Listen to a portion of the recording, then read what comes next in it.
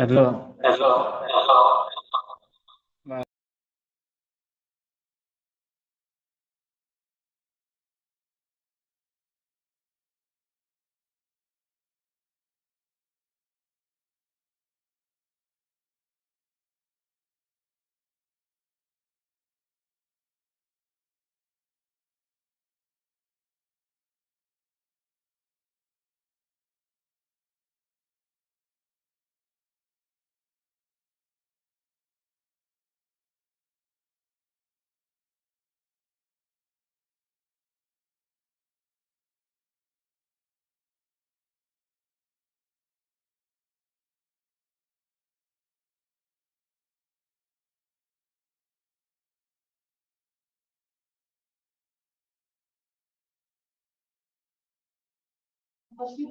Bismillahirrahmanirrahim. Eh, eh, Selamat siang semuanya. Eh, yang saya hormati pemirsa dan rekan-rekan semuanya. Perkenalkan saya Muhammad Gani Farhan dengan NIM 2022514. Pada kesempatan ini saya hendak menyampaikan riset saya terkait dengan optimasi performa shape memory pada polilaktik asid melalui komposit dengan tepung aren atau aren apinata. Adapun pembimbing saya yakni Pak Acep, Bu Idayani, dan Pak Irfan Dwi Aditya.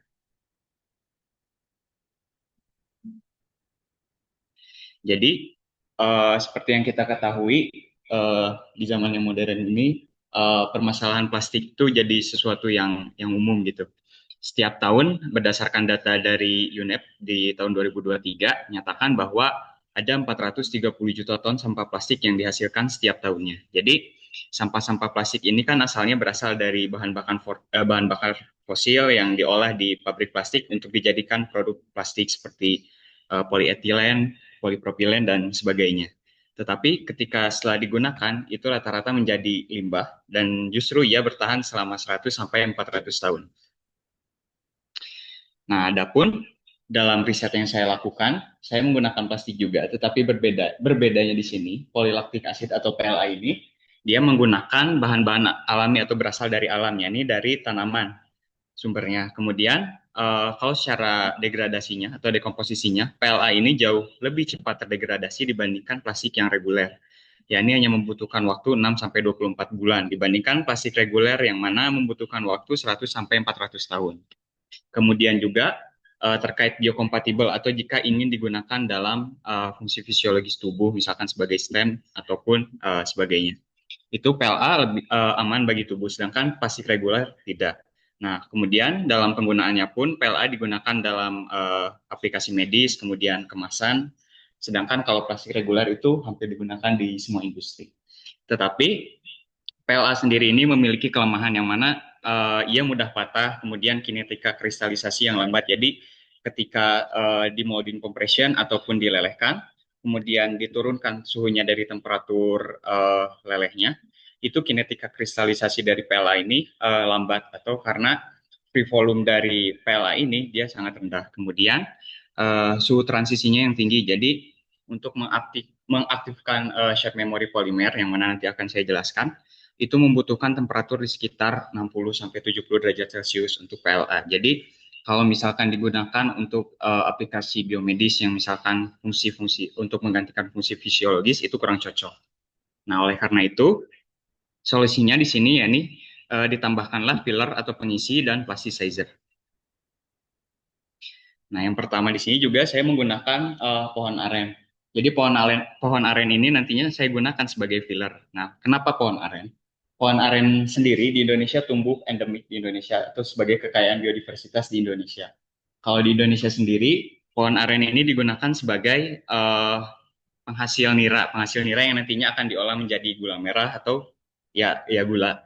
Kemudian pohon aren ini umumnya dia memiliki masa produktif yaitu 10 sampai 15 tahun. Jadi apabila setelah berumur lebih dari 10 atau 15 tahun, biasanya akan dilakukan peremajaan dan pohon-pohon yang lama itu didiamkan dan membusuk. Yang jika didiamkan membusuk, itu justru akan menghasilkan residu dan residunya bisa juga menghasilkan gas metan. Nah, sedangkan pohon aren ini bisa dimanfaatkan misalkan seratnya. Seratnya juga bisa dijadikan sebagai komposit. Kemudian juga patinya dari batang pohon aren itu, batang pohon aren kaya akan pati. Nah, adapun di pohon aren ini atau pati yang terkandung di pohon aren ini terdiri dari dua gugus makromolekul, yakni amilopektin yang bercabang dan amilosa yang eh, berantai lurus. Yang mana kedua gugus tersebut nantinya akan digunakan dalam atau berperan penting dalam performa shape memory. Nah, di sini saya melakukan komposit atau mencampur beberapa bahan yang itu polilaktik asid, polietilen glikol, dan pati aren. Polietilen glikol ini digunakan sebagai jembatan antara polilaktik asid dan pati aren. Karena polilaktik asid dan pati aren ini memiliki polaritas yang berbeda, yakni polilaktik asid ini memiliki polaritas yang hidrofobik, sedangkan pati aren hidrofilik. Oleh karena itu, saya perlu menjembatani antara keduanya untuk atau mencegah terjadinya aglomerasi, yaitu dengan menggunakan polyethylene glycol. Nah, polyethylene glycol ini selain sebagai compatibilizer atau jembatan dari PLA dan pati aren, dia juga sebagai plasticizer. Jadi plasticizer ini untuk meningkatkan volume bebas sehingga mempercepat laju kristalisasi. Laju kristalisasi ini nantinya akan penting digunakan dalam performa shape memory, terutama dalam shape fixity. Kemudian dari ketiga bahan ini seluruhnya ya biodegradable. Jadi dia terurai secara alami di alam, jadi juga aman. Kemudian juga dia bisa biokompatibel. Tetapi di sini yang saya tekankan itu adalah biodegradable-nya. Di sini polilaktik asid sebagai struktur utama dengan fungsi menjaga stabilitas bentuk dengan kristalinitas globalnya. Kemudian pati aren di sini sebagai limbah yang dimanfaatkan kembali itu menjadi suatu agen hambatan sterik melalui physical net point sekundernya nanti melalui gugus hidroksilnya. Adapun shape memory ini adalah kemampuan suatu material untuk kembali ke bentuk semula setelah dideformasi, kemudian diberikan stimulus panas, nanti dia akan kembali ke bentuk semula. Jika kita lihat di gambarnya, itu di gambar A itu merupakan bentuk originalnya, lalu kita deformasi ke bentuk sementaranya, baik itu dipanaskan di atas temperatur gelasnya ataupun ditarik di bawah temperatur gelasnya.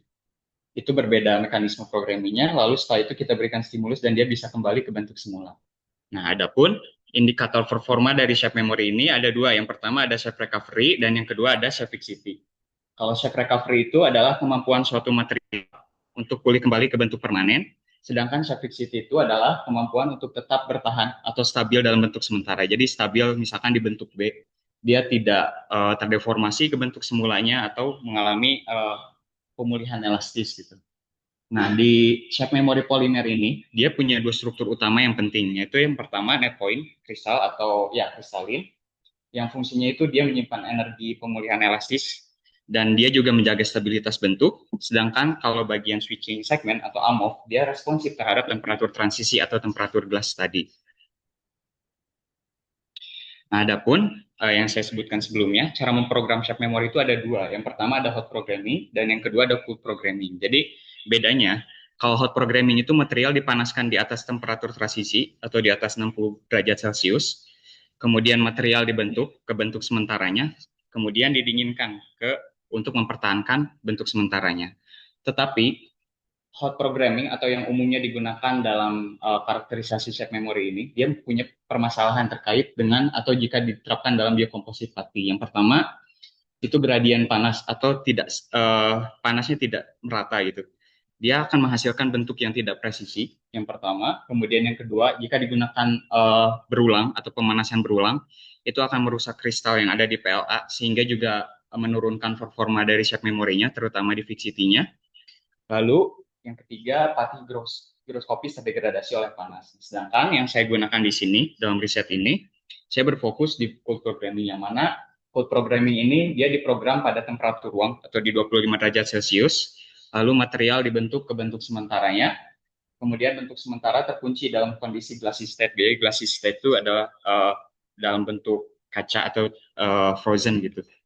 Nah, keunggulannya adalah dengan menggunakan metode cold programming, saya tidak menggunakan siklus pemanasan, jadi lebih aman terhadap material, juga lebih praktis dan lebih hemat energi, kemudian juga memiliki dimensi yang lebih presisi, dan tidak ada degradasi thermal pada pati.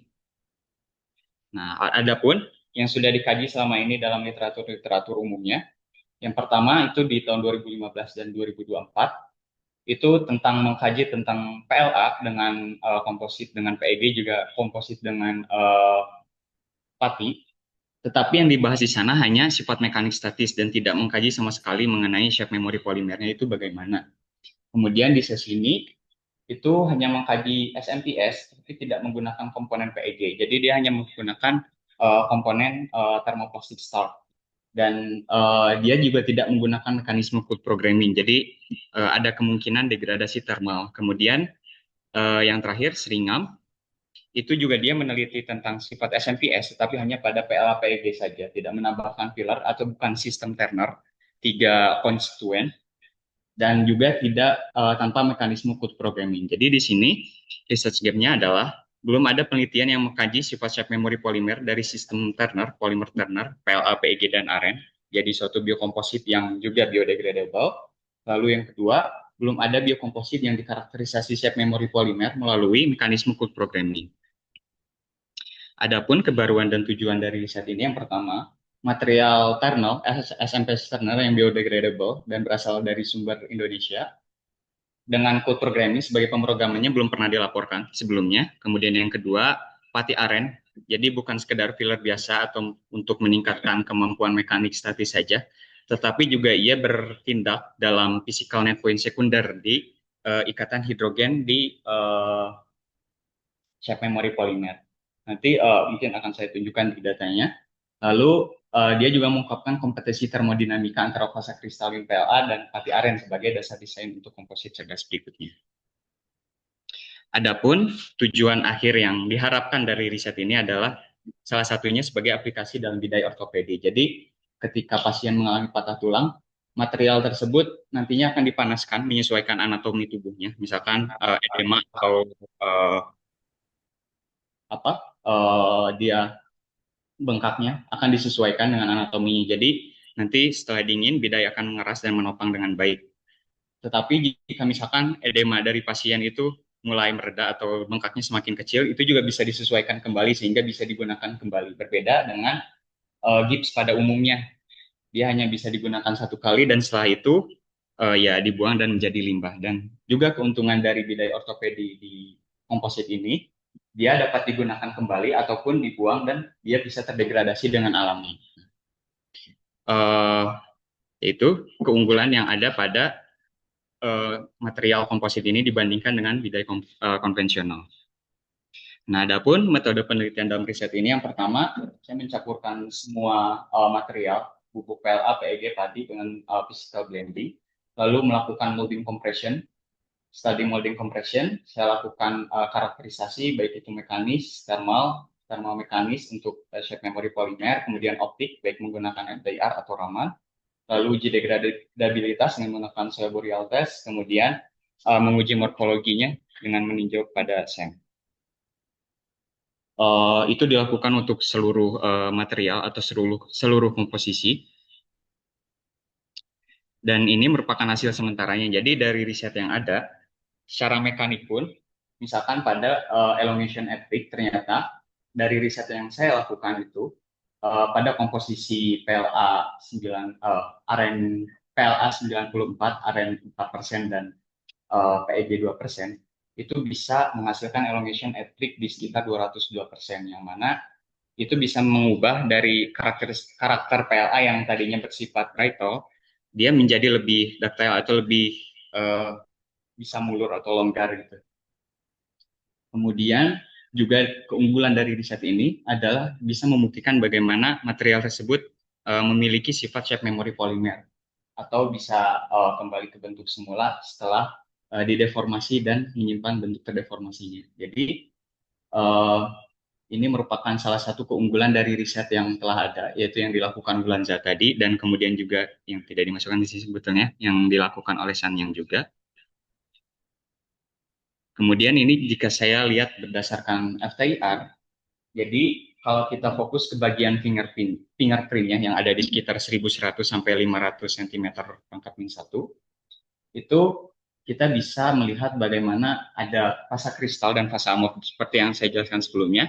fasa kristal dan fasa amorf ini berperan penting dalam struktur shape memory polimer, yang mana melalui rasio ini aja saya bisa meninjau bagaimana fixity atau prediksi fixity dari material polimer tersebut, sehingga tanpa saya harus melakukan pengujian secara mekanis yang berpotensi merusak material juga, dia bisa meninjau bagaimana nilai fixity-nya. Dan ada pun yang lebih lengkap sebetulnya pengujiannya itu adalah seperti ini. Jadi dalam riset yang saya lakukan tadi hanya membandingkan rasio saja, tetapi sebetulnya dia bisa menjadi lebih lengkap, terprediksi jika saya memasukkan faktor-faktor lainnya, itu seperti PEG, kemudian rasio yang tadi, rasio kristal terhadap amorf, dan seberapa banyak komposisi aren dalam material tersebut. Jadi PEG ini karena dia berfungsi menjaga stabilitas, menjaga mobilitas atau kinetika kristalisasi di material, dia berdampak terhadap fixity atau kemampuan stabilitas bentuknya. Kemudian rasio kristal terhadap amorf.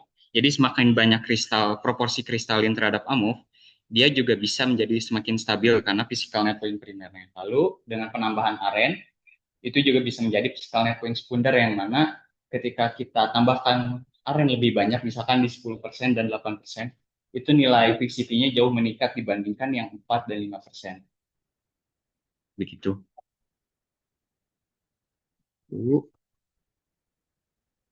Kemudian terkait dengan tim riset dan kontribusi ilmiah. Jadi riset yang telah dilakukan selama ini, secara umum sebetulnya tim riset kami melakukan kajian terkait dengan komposit.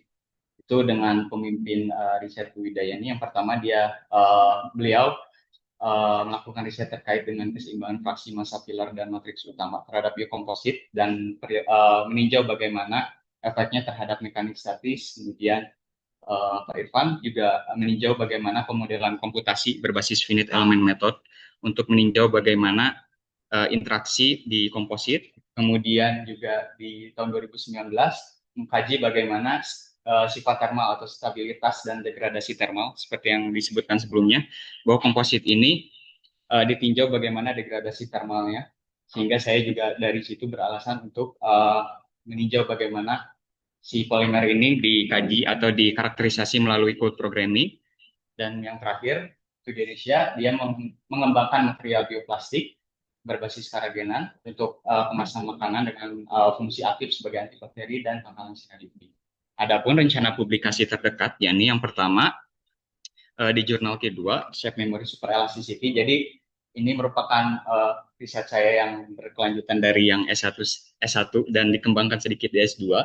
Itu tentang studi karakterisasi SMPS pada PLA dengan tinjauan pada sifat SMPS, penggunaan berulang, dan kinetika kristalisasi terhadap perlakuan. Jadi kinetika kristalisasinya ditinjau dengan menggunakan FTIR dan Raman, dan di hasil riset tersebut terdapat salah satu spektroskopi yang sensitif terhadap peninjauan kinetika kristalisasinya dan berhubungan dengan bagaimana mekanisme dari shape memory polymer itu bisa terjadi. Dan yang terakhir itu di Q1 atau top tier di karbohidrat polimer, dengan tujuannya yaitu yang riset ini optimasi performa SMPS pada PLA melalui komposit yang biodegradable, meninjau peranan bagaimana filler atau aren tadi bekerja terhadap kinetika kristalisasi dan berdampak pada performa SMPS.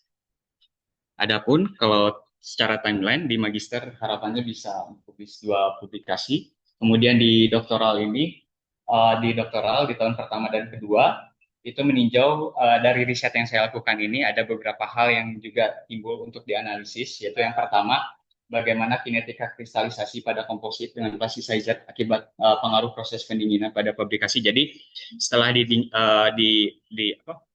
dilelehkan di molding compression, jadi itu ada perbedaan proses atau metode fabrikasi. Ada yang langsung didinginkan di water bed, ada juga yang dia didinginkan secara perlahan. Itu berpengaruh terhadap kinetika kristalisasi dari PLA. Kemudian juga analisis sifat SMPS komposit dan stabilitas thermalnya bagaimana jika digunakan dengan menggunakan mekanisme hot programming. Kemudian juga melakukan analisis respon material SMPS terhadap stimulus konveksi dan konduksi. Jadi selama ini yang umumnya digunakan itu adalah stimulus konveksi, dan diharapkannya juga sambil mengembangkan alat dengan tim riset kami itu meninjau bagaimana reaksi stimulus konveksi dan konduksi. Dan yang terakhir, pengembangan material untuk aplikasi biomedis yang tadi, yang bidai ortopedi misalnya. Dan di tahun yang terakhir, itu beralih ke bagian komputasi, yaitu dengan pemodelan SMPS dengan menggunakan simulasi finite element method, yang juga data-datanya itu diekstraksi dari eksperimen. Dengan misalkan yang kemarin yang saya jelaskan itu terkait dengan model Bertrand-Boyce ataupun model Maxwell-Wichert. Dan yang terakhir, meninjau bagaimana kinetika kristalisasi material SMPS melalui metode coarse-grained molecular dynamic. Berikut daftar pustaka dari riset saya. Demikian presentasi dari saya. Silakan jika teman-teman ada pertanyaan dilanjut atau diskusi lebih lanjut terkait dengan riset saya. Terima kasih.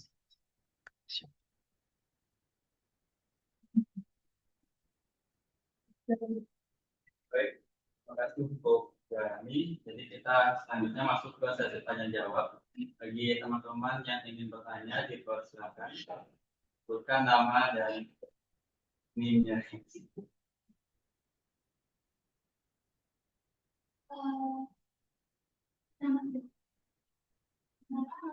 Bismillah.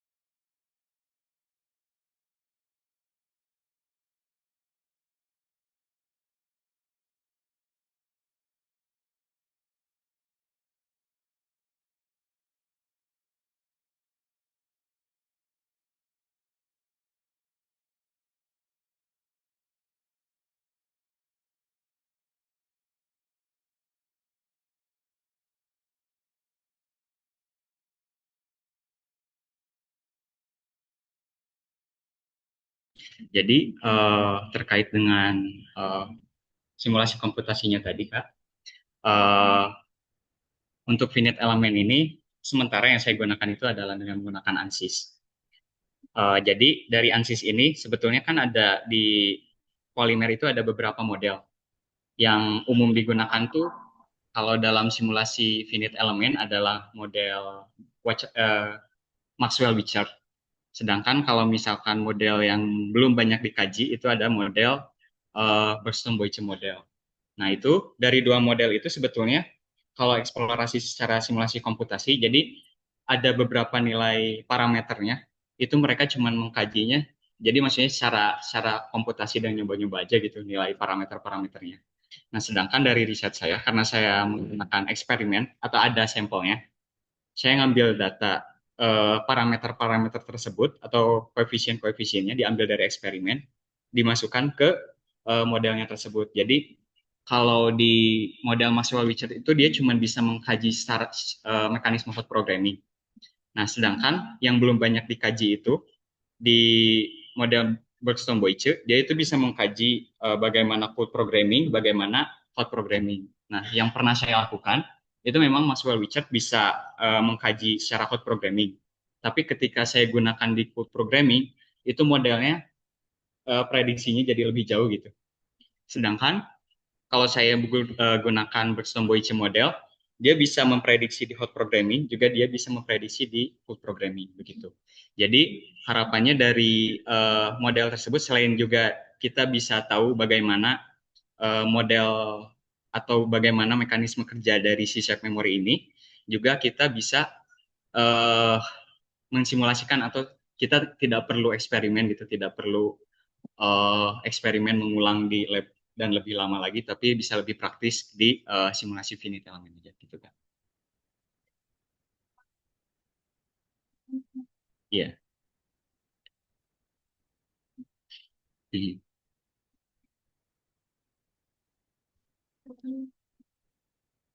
Hmm,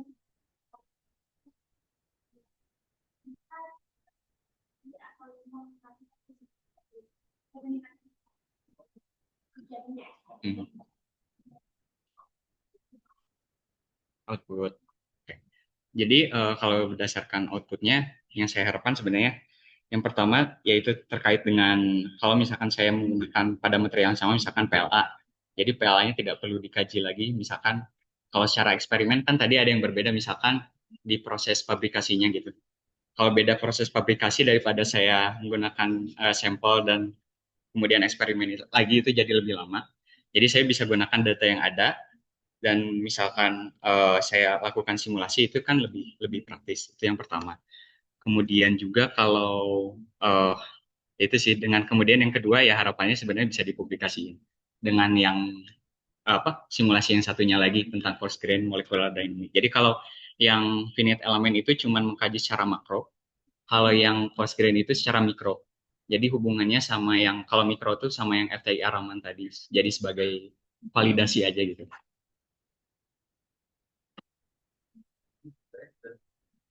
Untuk penanya selanjutnya, kan?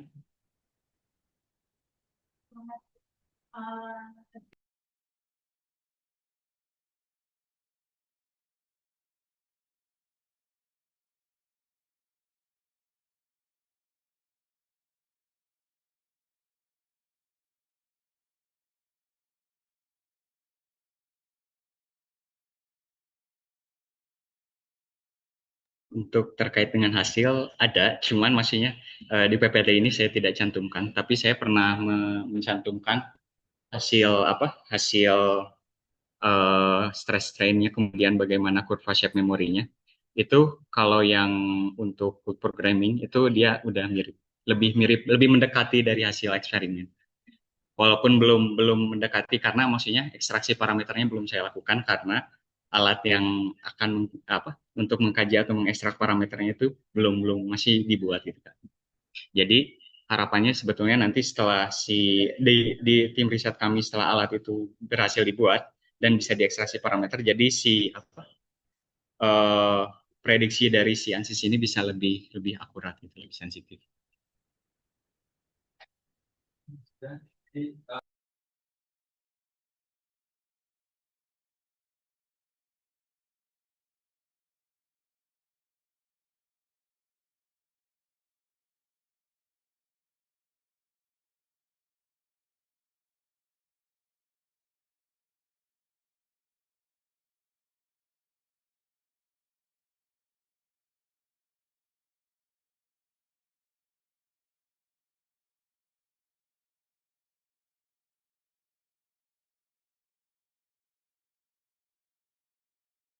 Kalau suhu lelehnya itu di sekitar 180 derajat. Tapi kan kalau misalkan suhu transisinya, itu kan karena dia menggunakan PEG, yang tadi ada meningkatkan free volume atau mobilitas polimernya. Nah itu nanti suhu transisi gelasnya bisa turun ke suhu yang lebih rendah. Memang belum saya amati, harusnya diamati dengan menggunakan DSC nantinya, jadi bisa terlihat harusnya. Kalau dari PLA murni itu kan itu ada di 60 sampai 65. Harapannya dengan menggunakan PEG itu bisa turun ke 40. Jadi kalau di 40 rentang 40 itu kalau secara regulasi di biomedis itu harusnya lebih aman digunakan untuk fungsi-fungsi tubuh kayak gitu. Iya, iya kayak gitu.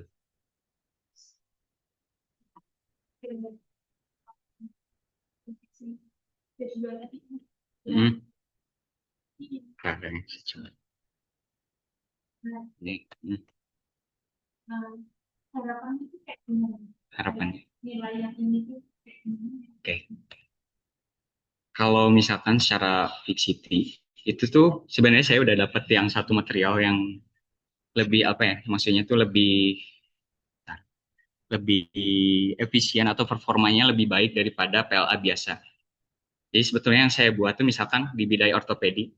Bidai ortopedi itu kan dia harus bisa memiliki elongation at peak yang besar gitu supaya dia bisa ditekuk gitu.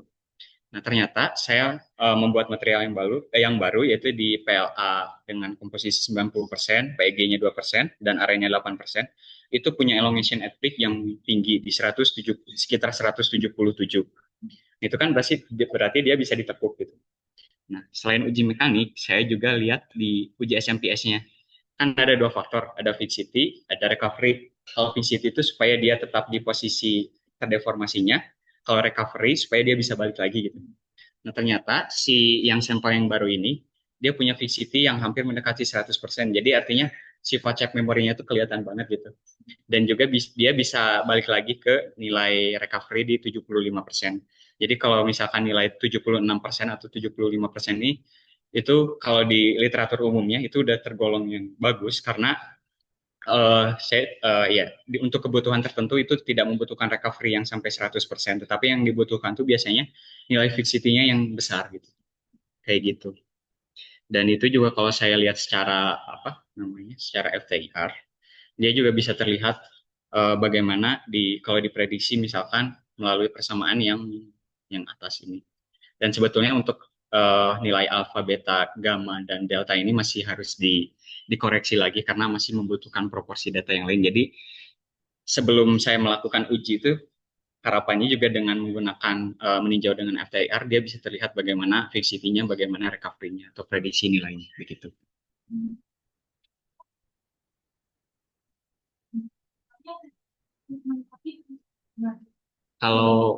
Kalau misalkan dia perlu recovery, cuman perlu dipanasin aja di atas temperatur gelasnya, misalkan 40 derajat, 40 derajat kan bisa pakai apa tuh, hair dryer ya. Nah, pakai hair dryer aja gitu, dia balik lagi ke semula. Kayak gitu.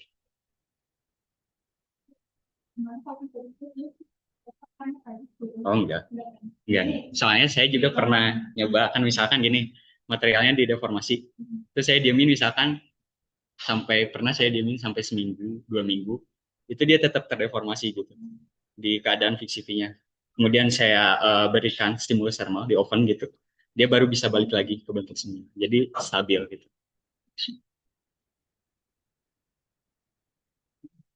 Oke, salah satu pertanyaan.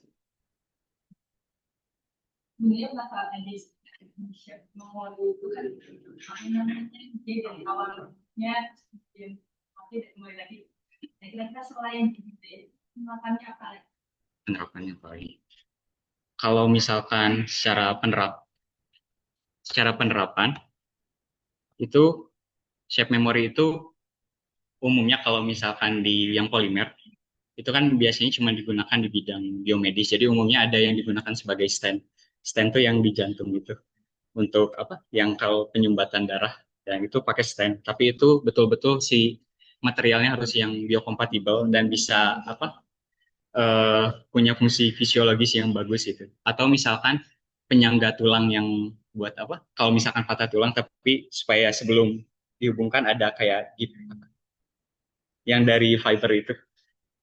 Nah, dia juga berfungsi di situ. Tapi dia tuh tujuannya, misalnya ini kan kalau misalkan contohnya implan gitu, implan tubuh dimasukin ke dalam tubuh tuh kan perlu kalau yang umumnya tuh perlu dibedah yang besar banget itu ya apa sayatannya. Tapi kalau misalkan di shape memory itu harapannya kita apa namanya dibentuk supaya lebih kecil. Nanti di dalam tubuh baru dikasih stimulus yang aman bagi tubuh. Dia mengembang sesuai anatomi tubuh kayak gitu. Kalau di bidang biomedis. Selain itu, salah satunya lagi di bidang kemasan. Tapi saya belum tahu di kemasan itu difungsikan buat apa. Tapi ada digunakan di kemasan. Itu sih kan. Oke, untuk si tanya jawabnya kita cukupkan. Silakan. Oke, terima kasih pada Bapak, kemudian rekan-rekan yang telah memberikan masukan, kemudian pertanyaan juga. Terima kasih. Assalamualaikum warahmatullahi wabarakatuh.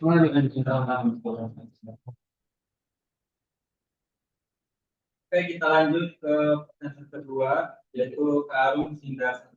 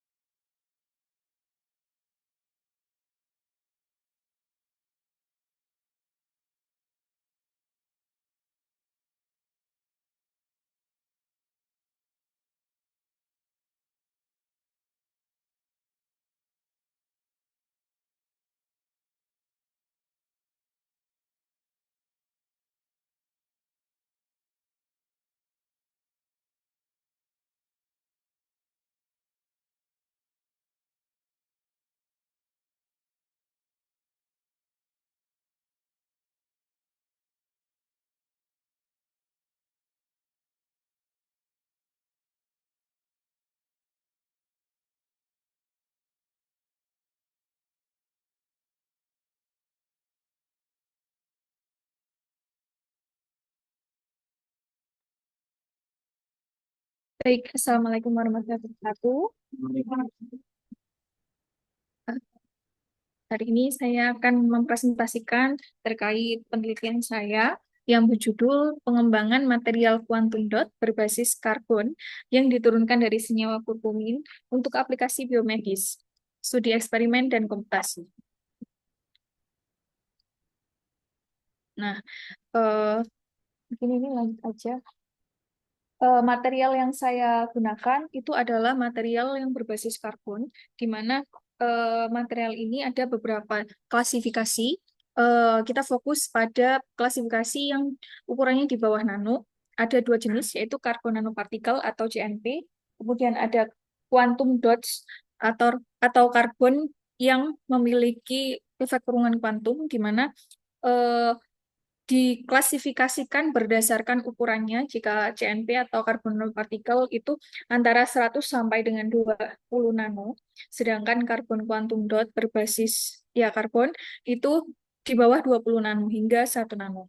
Di mana eh, karbon quantum dots ini dibagi menjadi 3 lagi. Ada jenis graphene quantum dot, kemudian karbon quantum dots, dan carbon dots. Bedanya pada morfologinya, kemudian pada dia kristal atau amorf, dan efek kurungan kuantumnya. Nah, di sini saya menggunakan carbon dots yang memiliki sifat morfologi spherical. Kalau di term ya, jadi seperti bola kecil dengan ukuran di bawah 10 nanometer. Kemudian dia bersifat amorf, bukan kristal. Kemudian tidak memiliki efek kurungan kuantum.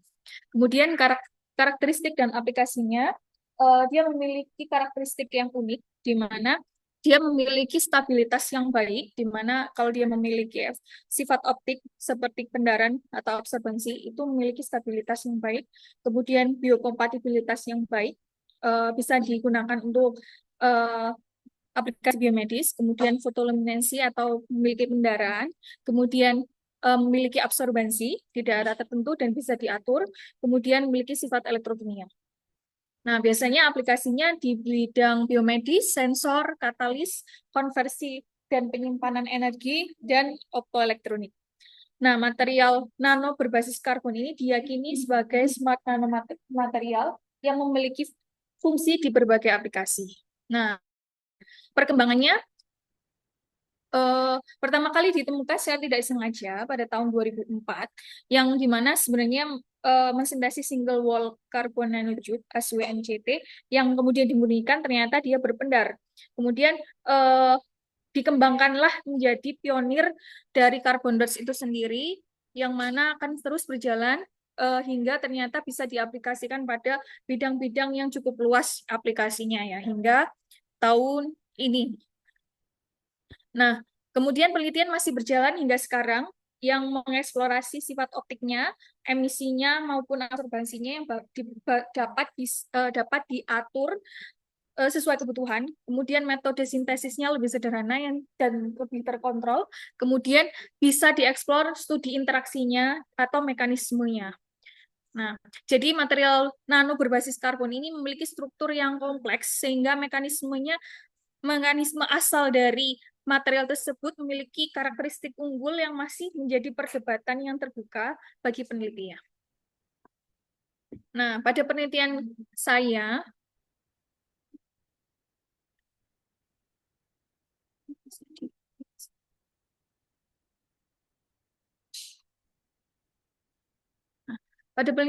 saya menggunakan kurkumin atau ekstrak kunyit, di mana kurkumin ini sendiri adalah prekursor alami dan khas alam Indonesia, yang ternyata kurkumin itu sendiri memiliki efek terapeutik atau kemampuan pada bidang biomedis itu sangat unggul ya. Di antaranya yaitu antivirus, menjadi anti kanker, antibakteri, antioksidan, antiinflamasi, dan lain sebagainya. Yang ternyata kurkumin itu memiliki sifat khas di mana strukturnya seperti ini, yang di sini sebenarnya ada dua jenis, ada jenis keto, di keto, dan di ketoenol. Nah, di keto itu adalah ikatan jenis O ini, yang mana dia yang memberikan warna kuning pada kurkumin, kemudian dia sensitif terhadap cahaya. Nah, kemudian kemampuan atau kesensitifan terhadap cahaya ini menjadi potensi untuk kurkumin itu menjadi photosensitizer alami. Nah, photosensitizer itu adalah material yang dapat digunakan untuk menggenerasi reaktif oksigen spesies atau radikal bebas alami itu sendiri. Nah, tapi ternyata meskipun keunggulannya banyak, ya si kurkumin ini sendiri memiliki keterbatasan. Nah, sebelumnya potensinya sebagai karena memiliki kemampuan untuk menggenerasi reaktif oksigen spesies tadi, maka potensi aplikasinya yang paling mungkin yaitu menjadi agen fotodinamik terapi kanker, kemudian agen antibakteri. Ya, nah keterbatasannya ternyata kurkumin itu sendiri, meskipun sudah diekstrak kunyit menjadi material berukuran nano, ternyata dia tidak larut di dalam air atau kelarutannya sangat rendah di bawah 0,125 mikrogram per mililiter. Nah, selain itu dia larutnya di pelarut organik ya. Nah, sehingga ketika dia kalau terlarutnya di pelarut organik, maka dia tidak biokompatibel, tidak bisa digunakan dalam bidang biomedis karena toksik ya. Kemudian absorpsinya kalau rendah di dalam air itu maka terbatas. Yang bisa digunakan kurkuminnya untuk mengobati atau pada bidang biomedis itu jadinya cuma kecil, sebagian kecil aja yang bisa dimanfaatkan. Nah, sehingga bioavailabilitasnya juga jadi rendah. Nah, di sini salah satu solusi untuk menangani keterbatasannya tadi itu kami mentransformasikan material kurkumin tadi menjadi carbon dots. Nah, di mana carbon dots sebelumnya kita sudah jelaskan bahwa memiliki beberapa karakteristik yang unggul. Nah, salah satunya ciri khasnya dia memiliki ukuran yang lebih kecil, yaitu 20 sampai dengan 1 nanometer, di mana dia berdimensi 0 dimensi, kemudian tidak memiliki efek kurungan kuantum ya. Nah, kemudian terdiri dari atom C, N, dan O, kemudian dia sangat larut di air. Nah, harapannya ketika material yang tidak larut di air tadi, seperti kurkumin, itu bisa ditransformasikan menjadi sangat larut di air, jadi menjadi bioavailabilitasnya menjadi tinggi, dan sifat-sifat optik, sifat karakteristik elektroniknya juga bisa dapat diatur dengan cara difungsionalisasi. Maksudnya permukaan karbon dots itu kita bisa atur sebagaimana rupa untuk kebutuhan kita.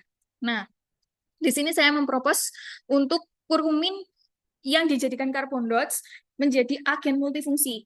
Nah, jadi tidak hanya untuk agen terapi kanker saja. Nah, dimulai berangkatnya dari karakteristik optik yang mudah diatur dari carbon dots itu sendiri.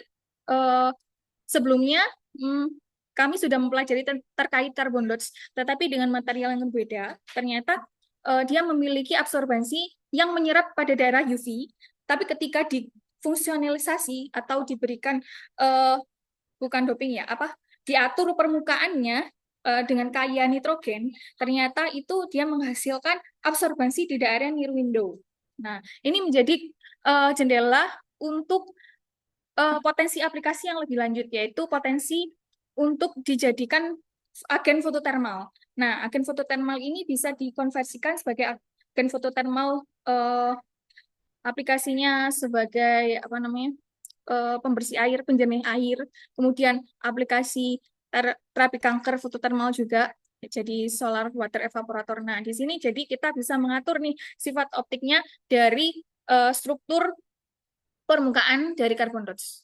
Nah, selain itu, carbon dots itu sendiri punya emisi atau pendaran yang ternyata warnanya itu bisa diatur juga dengan mengfusionalisasi permukaannya dari carbon dots itu sendiri. Nah, kombinasi gugus fungsi yang diduga, yang setelah kita lakukan juga sebelumnya, mengkombinasikan nitrogen dengan oksigen pada struktur permukaan carbon dots. Nah, aplikasinya juga lebih lebar lagi, yaitu bisa menjadi agen bioimaging atau biolabeling, kemudian biosensor atau LED. Ya.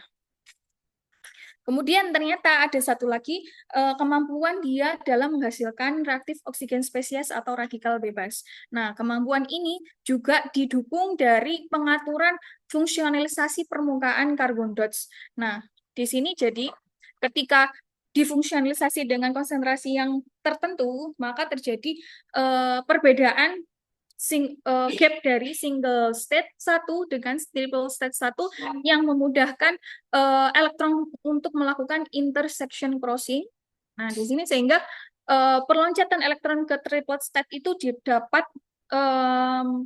menyebabkan elektron berinteraksi dengan oksigen bebas yang menghasilkan radikal bebas oksigen, yang dimana radikal bebas oksigen ini yang disebut dengan ROS, yang mana ROS itu dapat toksik di salah satu aplikasi yaitu terapi fotodinamik, yaitu menghancurkan sel kanker atau mematikan bakteri. Nah, dari situ maka kita karbon dioksida yang memiliki multifungsi, maka kita membutuhkan beberapa karakteristik nih, yaitu sinar UV dapat mengabsorbansi daerah UV, dapat mengabsorbansi di daerah near window, dan dapat menggenerasi ROS supaya dia bisa menjadi agen-agen yang aplikasinya lebih luas, yaitu menjadi agen bioimaging, biolabeling, kemudian menjadi agen terapi kanker fotodinamik sekaligus fototermal, ya, yang kemudian bisa menjadi agen antibakteri dan agen biosensing. Nah, beberapa studi sebelumnya memang sudah pernah dilakukan mensintesis kurkumin. Di tahun 2018 ini, Pal dan kawan-kawan melakukan sintesis menggunakan hidrotermal di bawah kondisi nitrogen. Nah, kemudian ternyata konsentrasi kurkumin yang bisa di loading itu sebesar 3,75 mg per mililiter. Nah, itu cukup agak besar, tetapi untuk aplikasinya terbatas pada biolabeling saja. Kemudian pada tahun 2021, Lu dan kawan-kawan mensintesis dengan metode hidrotermal selama 24 jam. Kemudian kurkumin yang di loading sebesar 2,5 mg per mililiter, tapi terbatas pada antibakteri saja. Nah, kemudian pada tahun 2021 juga Ian juga mensintesis hidrotermal pada lebih singkat waktunya ya, tapi suhunya lebih tinggi. Kemudian ternyata ini adalah studi awal yang membuka ternyata karbon dots itu dapat menggenerasi ROS dan berpotensi membuka peluang untuk aplikasi biomedis di bidang lain. Tetapi pada penelitian ini itu bukan karbon dots yang ditransformasikan menjadi bukan kurkumin yang ditransformasikan jadi karbon dots, tetapi karbon dots yang dikomposit dengan kurkumin, tapi dia punya kemampuan menggenerasi ROS. Nah, dari mekanisme ini maka yang mendasari regulasi ROS oleh karbon dots yang diaplikasikan sebagai multifungsi itu sebenarnya belum ada paper atau penelitian yang kompleks menjelaskan semua kemampuan itu dalam satu material, maka masih diperlukan pengembangan metode sintesis yang ramah lingkungan dan dari karbon dots yang terbuat dari kurkumin yang mampu menghasilkan kemampuan medis yang multifungsi. Nah, ini perjalanan dari latar belakangnya ya. Jadi kita berangkat dari absorbansi yang memiliki di first near window tadi, kemudian performa biolabeling, kemudian ROS, kemudian ternyata ada lagi di tahun 2024 karbon dots yang dijadikan kurkumin yang dijadikan karbon quantum dots yang dapat meredakan agregasi amyloid beta yang untuk menjadi penyembuh penyakit Alzheimer. Nah, di sini sebetulnya penerapannya juga seperti ROS ya. Jadi saya berencana untuk melakukan pendesainan karbon dots dari kurkumin yang memiliki performa lebih dari itu. Nah, sehingga tujuan penelitian ini yaitu mengembangkan material nano berbasis karbon yang diturunkan dari senyawa kurkumin yang dapat diatur sifat optik dan sifat unggul lainnya melalui evaluasi fungsionalisasi gugus fungsi permukaan N dan O, sehingga dapat menjadi agen multifungsi pada bidang biomedis melalui pendekatan komputasi, DFT, dan eksperimental. Nah, ini adalah desain dari materialnya, di mana kita mendesain berangkat dari carbon dots yang difungsionalisasi tadi, kemudian diubah dari material raw kurkumin yang sudah memiliki potensi tersendiri, yang diharapkan potensi yang dibawa oleh kurkumin itu sendiri tidak hilang, tapi juga menambah performanya. Nah, ini adalah metode di mana kami mensintesis yang awalnya pada suhu 160 derajat dengan waktu 5 jam. Kemudian kita karakterisasi sifat optiknya, morfologinya, dan struktur atomiknya. Kemudian kita melakukan variasi suhu. Ternyata dengan variasi suhu ini terdapat perbedaan dari sifat optik, morfologi, maupun komposisi atomiknya sesuai dengan yang dibutuhkan. Nah, kemudian kita uji potensi aplikasinya karena kita mau multifungsi, maka diujinya di berbagai kemampuan, yaitu diuji fototermalnya dengan cara memberikan laser pada larutan karbon dots yang dimana kita ukur menggunakan absorbensinya. Nah, kalau fototermal itu kita ukur suhunya, kenaikan suhunya. Ketika dia diberikan laser, maka kita hitung kenaikan suhunya berdasarkan waktu. Kemudian kalau generasi ROS, kita gunakan laser biru, kemudian kita hitung absorbensi dari penangkap radikal bebas yang kita pakai yaitu DPBF.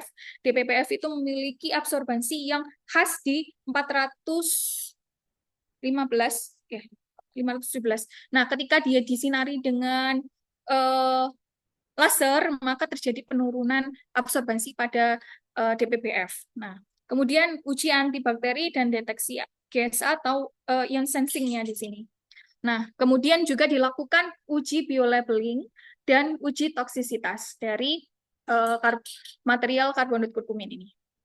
Kemudian kita evaluasi juga model dari karbon dioksida kurkumin, di mana kita bangun dari pertama itu adalah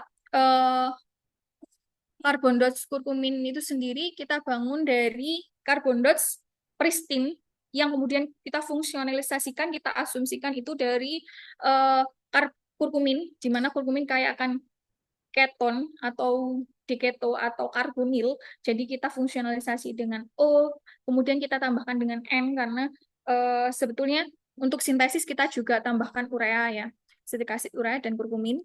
Nah, sehingga kita modelkan dengan poliaromatik hidrokarbon struktur C5 dengan struktur atom sebanyak C sebanyak 5, 4 dan H sebanyak 18. Kemudian kita bangun modelnya menggunakan Avogadro dan perhitungannya menggunakan Gaussian 16. Kemudian kita visualisasi menggunakan Chemcraft dan Gaussian. Kemudian fungsi gelombangnya kita gunakan aplikasi multi-DFM. Nah, output yang diharapkan dari komputasi ini yaitu menghitung energi gap dari delta EST yang menjadi potensi untuk generasi ROS. Semakin sempit delta EST, maka terjadinya intersection crossing itu semakin besar, sehingga generasi ROS-nya kemungkinan akan menjadi meningkat. Gitu. Kemudian ada MEP, molekular elektron potensial, itu untuk interaksi antara karbon dots dengan misalkan material yang lain, karena saya juga menggunakan sensing GSH tadi ya. Nah, jadi menginteraksikan kedua material tersebut. Kemudian Mulliken juga hampir sama dengan MEP. Kemudian parameter FMO, ada chemical softness, chemical hardness, electron affinity, electrophilicity index, electronegativity, ionization potential, dan chemical potential. Nah, ini untuk timeline rencana penelitian saya yang disusun sekarang sudah PDSK 3, sedangkan aplikasi karbon dioksida eksplorasi komputasinya semua sudah dilakukan. Ya, terima kasih.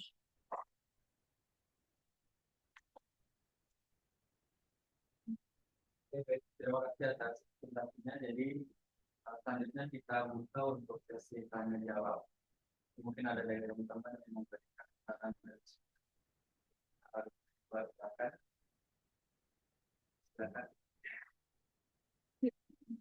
Ya,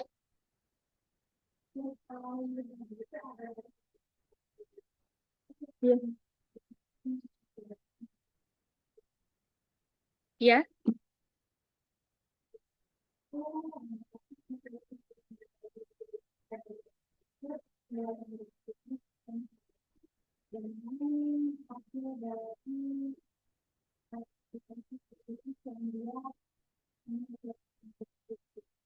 Ya, baik. Jadi kita melakukan validasi antara eksperimen dengan komputasinya itu karena sebenarnya struktur dari karbon dioksida itu sendiri sekarang masih menjadi perdebatan ya, menjadi apa namanya ya masih berkembang. Jadi kita melakukan optimasi dari model itu sendiri itu eh, dengan model yang sudah pernah kita kembangkan, yang dimana dengan di benchmarkingnya memang dari energi gap. Cuma hanya energi gap di awal yang ternyata energi gap dari struktur 19 ring benzen ini itu mirip dengan karbon dioksida pristine. Maksudnya karbon dioksida yang disintesis dari material C, N, dan O itu dari citric acid dan urea. Nah, sedangkan yang saya lakukan itu adalah menambahkan kurkumin, di mana dengan mensintesis kurkumin maka ada terjadi perubahan struktur fungsi yang berbeda dari yang pristine. Nah, jadi dengan mengkarakterisasi UV vis, XPS juga yang kita cari. Jadi kita cari XPS-nya bahwa yang pristine itu ternyata nitrogennya lebih lebih tinggi model apa piridinik, pirolik atau grafitik. Kemudian yang kurkumin itu sendiri nitrogen pirolik, piridinik atau grafitik. Ternyata dari situ ada perbedaan. Jadi kita modelingnya cuma hanya fungsi permukaannya, di mana kalau pristine itu cuma kita fungsionalisasi dengan nitrogen model pirolik gitu ya. Nah, sedangkan untuk kurkumin itu kita modelingnya karena kalau kurkumin itu punya sifat punya struktur diketo atau oksigen double bond itu kita tambahkan karbonil. Jadi karbonil itu kita tambahkan ketika kita modeling kita tambahkan nitrogennya semakin banyak, itu bagaimana energi gap-nya? Apakah semakin sempit? Apakah semakin rendah? Jadi nanti kita validasinya dengan hasil XPS, bukan hasil absorbansinya. Nah, hasil energi gap absorbansi. Memang itu cukup challenging kalau misalkan kita bandingkan dengan hasil eksperimen energi gap-nya. Karena ada faktor lain-lain yang bisa mempengaruhi dari energi gap. Jadi kita hanya validasi strukturnya, apakah seperti ini yang memang kecenderungannya performanya sama dengan yang sudah ada di realnya gitu.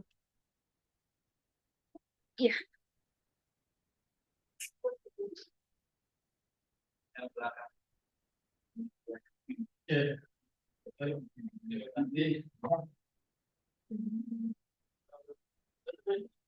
Hmm. Iya.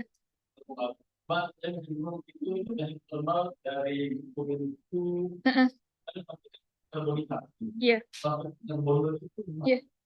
Prosesnya ya. Ya, prosesnya jadi sebenarnya kan ada metode bottom up dan top down ya.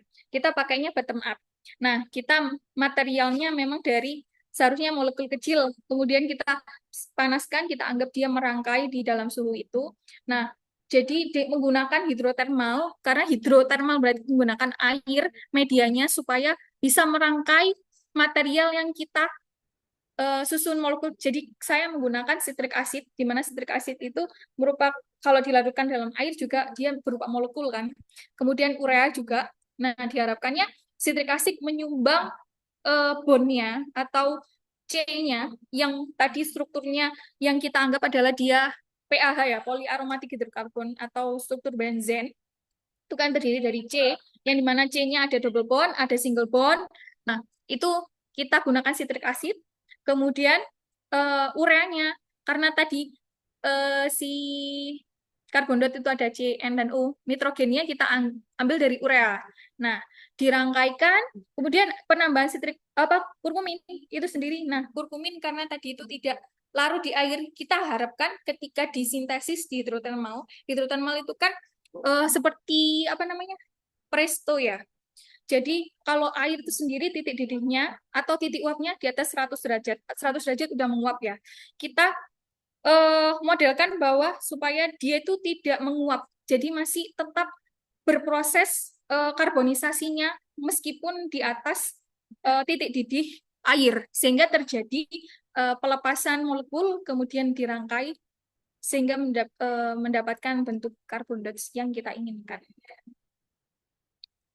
Gitu. Berarti dari mas itu langsung jadi carbon dots. Iya, langsung jadi carbon dots. Kita pilih, kita pakai properti kan jadi apa?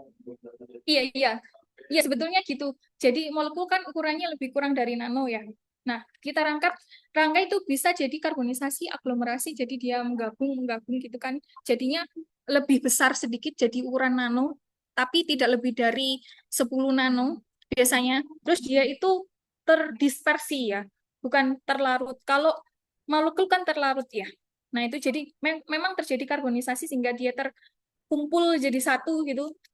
Jadinya tapi tidak terlalu mengumpul seperti kalau tanpa pelarut ya, kayak pirolisis gitu itu. Nah, gitu jadinya sih menurut saya. Selanjutnya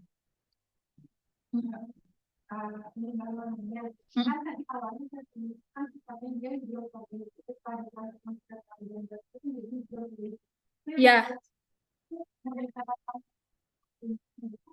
ya, iya, murni itu. Karena maka dari itu, sebetulnya saya menggunakan engineering juga. Ini ada suatu know-how di mana memang tidak semua dijelaskan di dalam paper ya. Jadi saya menggunakan solvent engineering. Sebelumnya kan si kurkumin itu tidak larut di air, tapi kita larutnya di organik. Saya pancing dulu dengan organik dulu, pakai etanol. Kemudian saya kasih air sedikit, saya uapkan berharap etanolnya itu ini apa namanya menguap sehingga terjadi proses di mana ketika larut di apa namanya etanol terus diberikan air itu sendiri dia bisa mengikat air, jadi dia jadi hidrofilik gitu. Iya. Iya. selanjutnya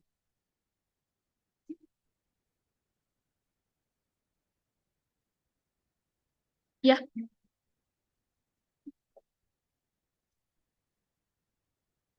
Kurang kenceng suaranya. Ini di sini.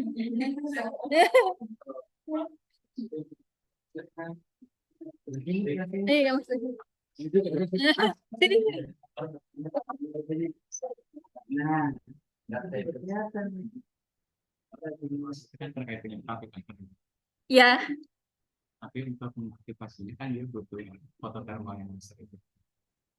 iya, iya, betul. Nah, nanti kalau di di reaksinya itu dia ngasilin panas juga.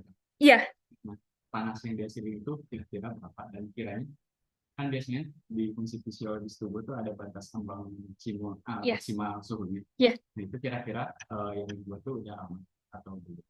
Dan kalau misalkan kalau belum aman gitu ya, itu bisa nggak sih si suhu yang aktivasinya itu bisa diturunin? Iya, pertanyaannya menarik. Memang itu ini ya. Jadi untuk aktivasi ROS tadi saya kan menggunakan laser biru ya. Karena menyesuaikan penangkap radikal bebasnya berupa DPBF yang absorbansi di daerah 400 nanometer. Tapi ketika realnya sebenarnya lebih aman untuk tubuh itu menggunakan laser merah. Laser yang mendekati NIR. Nah, kita juga menguji di laser merah untuk menghasilkan ROS itu memang ada, tapi tidak setinggi ketika kita ekstasi dengan laser biru. Tapi nah jadi dari situ ketika di laser merah dia meningkat juga suhunya ya. Kita juga melakukan optimasi larutan carbon dots yang bisa menghasilkan panas hingga range di atas 40 derajat Celcius. Nah, tapi tidak mungkin juga di atas 60. Nah, karena memang absorbansinya tergantung cuma enggak sampai 100% kan absorbansi di daerah NIR itu cuma setengah aja dari performa carbon dots sendiri. Sehingga kita hanya membutuhkan suhu di atas 42 derajat Celcius untuk mematikan sel kanker. Nah, dari situ ketika kita uji semakin lama ya, saya mengujinya 10 menit. 10 menit penyinaran laser itu peningkatan suhunya sekitar 41 derajat Celcius. Tidak sampai 60 sampai 100 itu enggak sampai. Ya, karena itu memang keterbatasan dari material juga. Tapi itu kalau untuk biomedis ya. Tapi ada juga carbon dust yang dilakukan untuk photothermal water evaporation. Apa? Penguapan air untuk penjernih air. Itu memang kita butuhnya di atas 100 supaya airnya menguap semua ya. Nah, itu memang dilakukan pemodelan sifat dari carbon dots-nya itu diatur supaya absorbensinya lebih tinggi dari yang kita gunakan di dalam tubuh manusia. Gitu. Jadi biasanya konsentrasinya lebih besar. Tapi kalau untuk tubuh kita optimasi konsentrasi carbon dots-nya supaya aman untuk tubuh kita. Iya. Kalau misalkan kan tadi di 40 sampai Iya. kan selama 10 menit itu. Iya. Di 10 menit itu kan kalau diangkat tuh biasanya terapinya yang pengennya tuh terjadi target selnya. Iya. Itu kira-kira di sel sekitarnya itu dia bisa atau amanan. Oh iya, itu. Kalau radiasi biasanya dia. Betul. Kebetulan kita sudah menguji ini ya.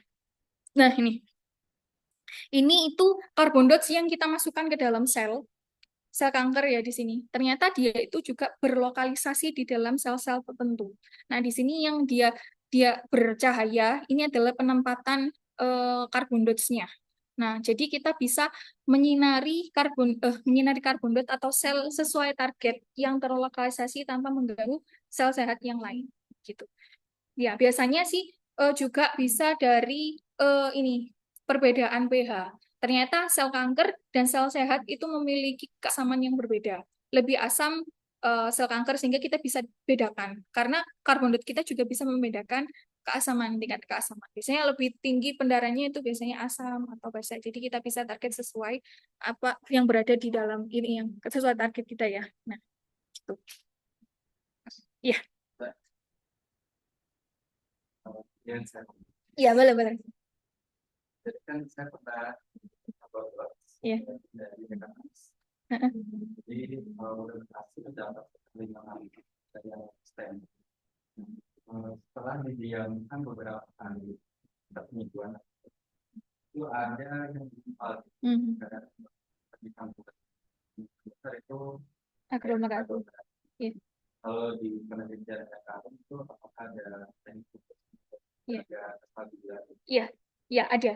Memang kalau carbon dioksida sendiri dalam bentuk larutan itu memang kurang stabil ya. Sehari atau 2 hari saja dia darahnya udah turun dan terjadi aglomerasi. Jadi kita gunakan teknik freeze drying. Jadi kita bukan, kemudian kita hilangkan airnya jadi serbuk gitu. Itu bisa disimpan lama. Jadi kalau mau gunakan tinggal dilarutkan di air. Berarti enggak yang dilarut. Iya, nggak disimpan. Ya, yang disimpan itu dalam bentuk serbuk. Nanti propertinya beda dengan setelah di freeze drying. Oh, sama. Setelah dilarutkan sama. Ya. Mungkin ada lagi dari teman-teman saran dan masukan untuk keahliannya. Atau mungkin satu penanya lagi bisa. Ya. Oke, karena bertanya sendiri silakan. Tapi kan disebutkan kalau itu nanti akan menunjukkan kita adalah kemudian itu dan kita kan ke kantor gitu ya. Bagaimana cara mengatur? Tapi kalau itu kan biasanya bisa kerjanya berbeda. Bagaimana cara mengatur opini supaya Ya, selama ini pengujiannya memang sebetulnya ada tahapnya ya. Ada tahap in vitro, in vivo. Sekarang masih di tahap in vitro, di mana kita mengujikan di sel kanker HEPG2 ini jenis kanker hati sama MSC sel normal. Nah, ternyata si karbon tadi ketika dimasukkan dalam sel itu dia menempati sel-sel kanker tadi. Sedangkan di MSC sel ini dia tidak menempati, jadi dia tidak terlihat pendarahan yang menunjukkan bahwa dia itu ini adalah inti sel. Nah, itu tidak menempati itu ternyata. Jadi dari dua ini, HEPG dan MSC sel sehat dan sel kanker, dia cukup selektif. Dia bisa masuk di sel kanker saja, kemudian ketika dia treatment ya, berarti di laser gitu ya. Di laser kita gunakan lasernya merah supaya bisa tembus ke badan dan tidak toksik. Itu melalui ya kita apa namanya? Yang ada carbon dots-nya saja yang bereaksi gitu. Maksudnya di dalam selnya. Yang tidak ada carbon dots-nya kan pasti tidak bereaksi gitu. Nah, itu dengan dan untuk durasi penyinaran juga tidak lama. Jadi untuk kemungkinan merusak sel lain itu cukup kecil karena terlokalisasi gitu. Ya. Pokoknya saya kita itu bakal kayak mau sesuatu itu sebenarnya supaya kontennya itu udah tidak Hmm, selama ini penelitiannya masih cukup di situ, jadi menggunakan karbon dots yang sendiri yang ukurannya lebih kecil dari selnya kan. Jadi dia bisa apa ya permeable masuk ke dalam selnya itu, menempati sel-selnya. Tapi untuk pembatasannya mungkin kita cuma bergantung pada karbon dot itu sendiri, dia selektif atau tidak. Iya. Oke, untuk sesi tanya jawabnya kita cukupkan. Silakan kalau Ya, baik. Terima kasih atas pertanyaannya. Saya tutup. Wassalamualaikum warahmatullahi wabarakatuh.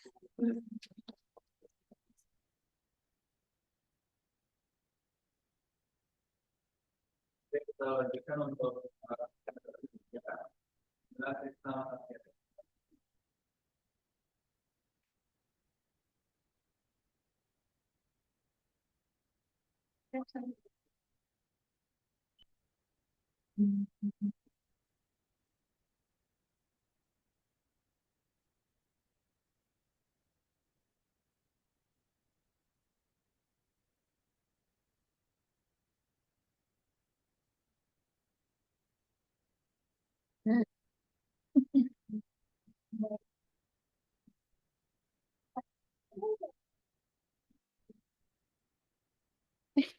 Masih itu.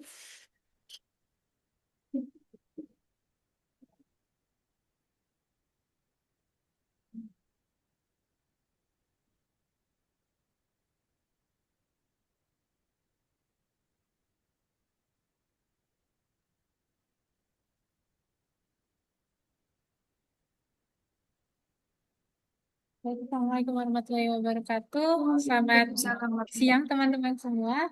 Di sini saya ingin presentasikan terkait dengan rencana penelitian yang berjudul kajian simulasi van der Waals gallium nitrogen sebagai biosensor untuk deteksi dini kanker paru-paru menggunakan sistem functional theory. Adapun untuk dosen pembimbing saya adalah Pak Hairul Rijal dan juga Bu Fatimah. Ini kan penelitian ini dilatar belakangi oleh fakta bahwa kanker paru-paru ini menjadi oh iya,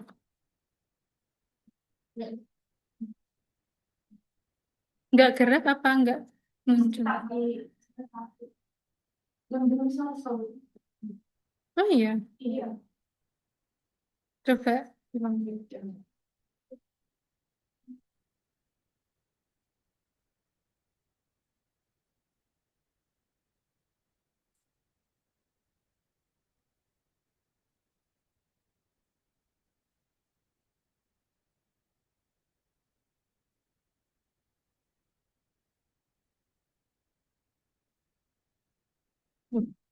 Di situ.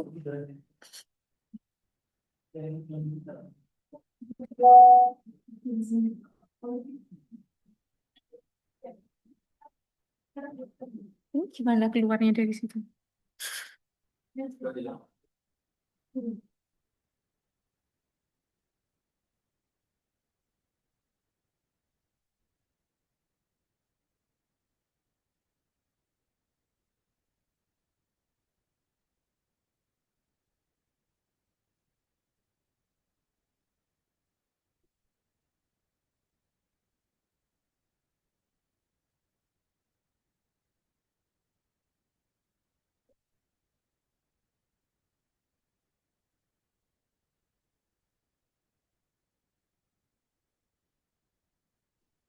Hmm.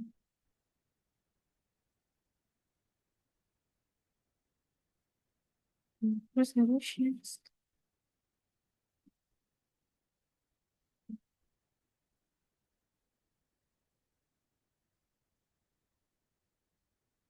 Udah muncul. Bisa gerak.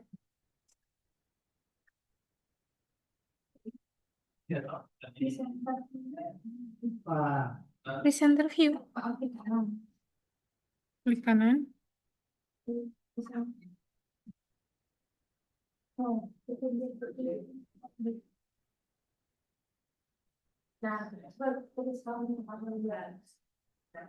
Udah. Oke. Ya, untuk penelitiannya ini. Kemudian penelitian ini dilatar belakangi oleh fakta bahwa kanker paru-paru merupakan penyakit yang memiliki tingkat morbiditas dan juga mortalitas yang tinggi. Di Indonesia, data dari Kemenkes pada tahun 2023, sekitar lebih dari 34.000 orang meninggal akibat kanker paru-paru. Adapun di dunia secara global juga dari total 9,7 juta orang yang meninggal akibat kanker di 2022 memegang dominan sekitar 19% ini meninggal akibat kanker paru-paru. Nah, adapun untuk metode deteksi yang biasa digunakan untuk deteksi kanker paru-paru adalah teknik seperti CT scan, kemudian ronsen, kemudian biopsi, yang umumnya hanya mampu mendeteksi kanker pada stadium lanjut. Dan diketahui bahwa sekitar 70-80% pasien ini baru terdeteksi pada stadium 4. Nah, sehingga di sini diperlukan deteksi dini untuk meningkatkan efektivitas dari pengobatan dan juga angka harapan hidup dari pasien kanker. Kemudian di sini menggunakan teknologi biosensor yang mana dia memungkinkan untuk deteksi biomarker melalui hembusan nafas dan sifatnya non-invasif. Nah, mengapa harus hembusan nafas? Karena hembusan nafas manusia ini mengandung semacam chemical fingerprint yang mana dia dapat mendeteksi keberadaan sel kanker tanpa prosedur medis yang menyakitkan bagi pasien. Nah, diketahui juga bahwa hembusan nafas manusia ini menyimpan lebih dari 200 VOC atau volatile organic compounds yang mencerminkan kondisi kesehatan tubuh pasien. Nah, di sini ada dua jenis biomarker yang saya gunakan, yaitu asetaldehid dan juga propan, yang mana kedua senyawa ini memang spesifik hanya terdeteksi secara eksklusif pada kanker paru-paru. Nah, kemudian diketahui juga bahwa asetaldehid sendiri itu dia memang bergantung langsung juga pada keberadaan tumor, sehingga sangat akurat apabila dia itu dijadikan sebagai acuan untuk sinyal diagnostik, yang artinya ketika tumor itu dia muncul, maka asetaldehid secara otomatis dia akan ada di hembusan nafas pasien, dan sebaliknya apabila memang tidak ada.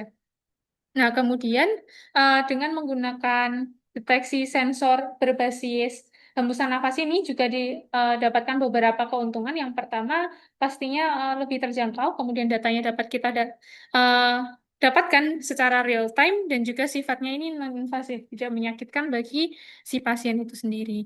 Adapun untuk material yang saya gunakan itu adalah gallium nitride, yang mana bentuknya itu dia adalah dua dimensi. Jadi bentuknya adalah thin film, yang mana diketahui salah satu keunggulannya adalah eh, memiliki rasio luas permukaan terhadap volume yang tinggi, sehingga dia memiliki luas permukaan kontak yang masif untuk berinteraksi dengan gas VOC.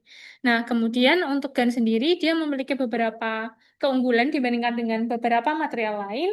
Yang pertama adalah terkait dengan band gap-nya yang lebar, sehingga memungkinkan dia itu lebih stabil untuk bekerja di lingkungan suhu yang lebih tinggi. Kemudian mobilitas elektronnya juga lebih cepat. Nah, diharapkan dengan adanya keunggulan ini, maka ketika dia dijadikan sensor, eh, responnya itu dapat lebih cepat untuk menghasilkan, untuk mendeteksi. Jadi sinyal listriknya itu didapatkan lebih cepat secara real time. Nah, kemudian dia juga memiliki ketahanan kimia yang baik dan juga dia reaktivitas yang selektif. Jadi dia memang bisa reaktif pada beberapa biomarker tertentu.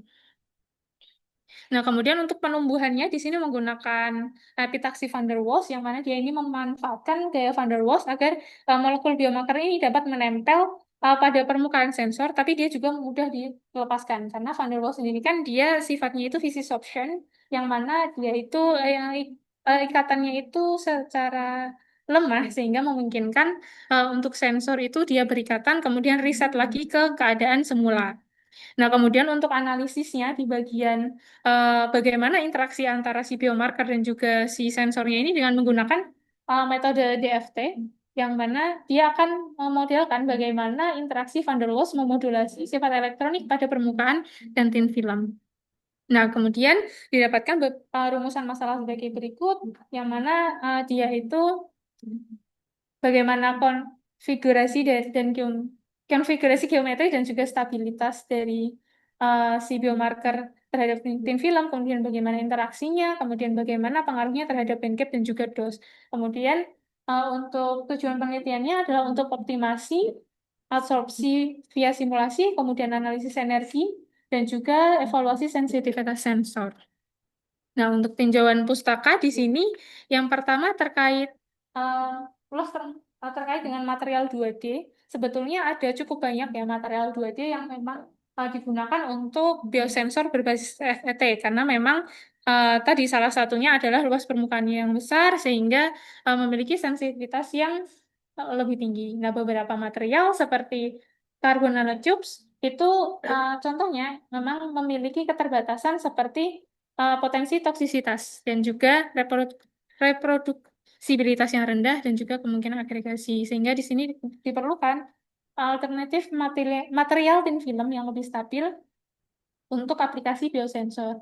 Nah, kemudian di sini unggul sebagai material semikonduktor yang mana dia memiliki beberapa keunggulan yang sudah disinggung sebelumnya seperti wide bandgap, kemudian mobilitas elektron yang tinggi dan juga ketahanan kimia yang unggul. Nah, sehingga FET berbasis GaN ini juga efektif untuk mendeteksi gas melalui modulasi daerah depresi dan juga tingkat Fermi. Namun, studi terkait interaksi antara VOC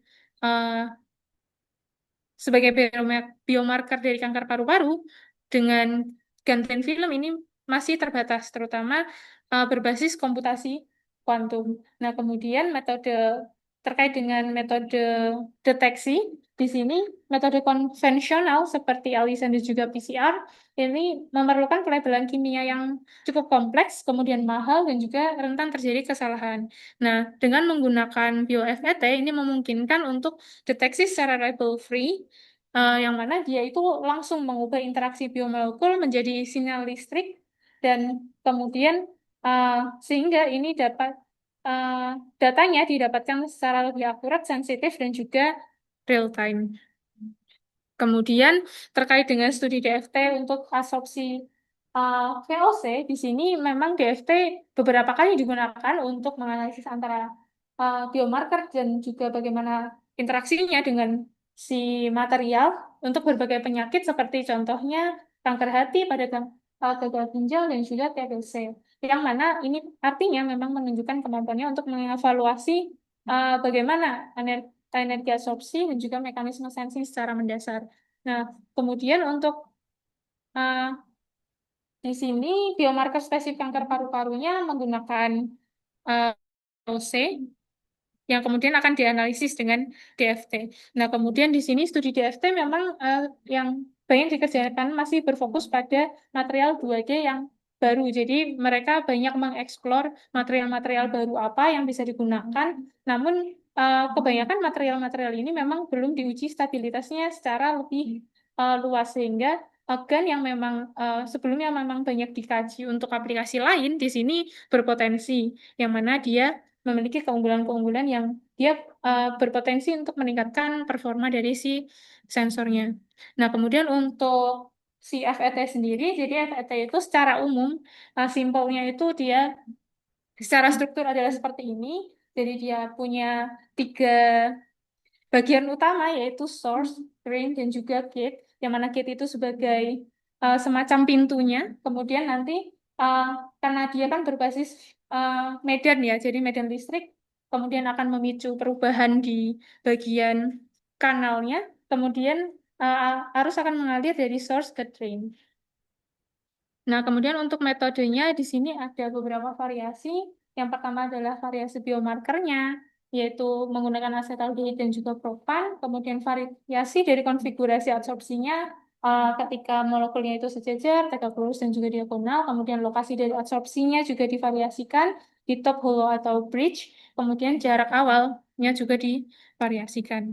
Kemudian untuk softwarenya menggunakan Quantum Espresso berbasis fungsional 3 APPE dengan koreksi van der Waals DFT-D3. Kemudian untuk cut-off energinya di sini cut-off-nya di 40-80 read per dan untuk cut through-nya di 400-800 dengan sampling cap point 991.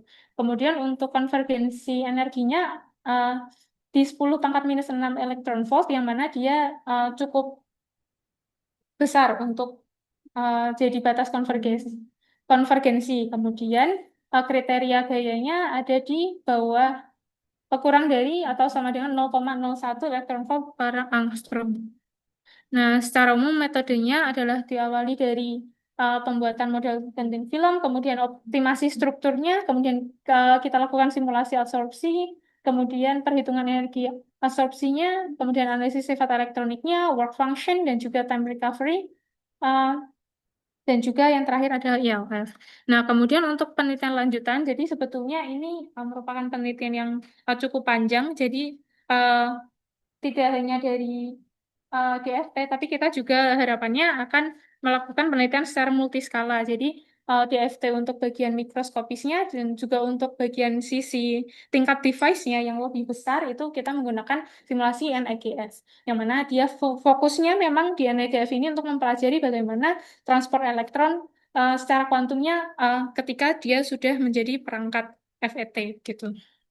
Nah, kemudian ini adalah model FET yang akan digunakan. Jadi di sini kita menggunakan FET yang dual gate di gate 1 dan juga gate 2, yang mana gate 1 dan gate 2 ini memiliki work function yang berbeda.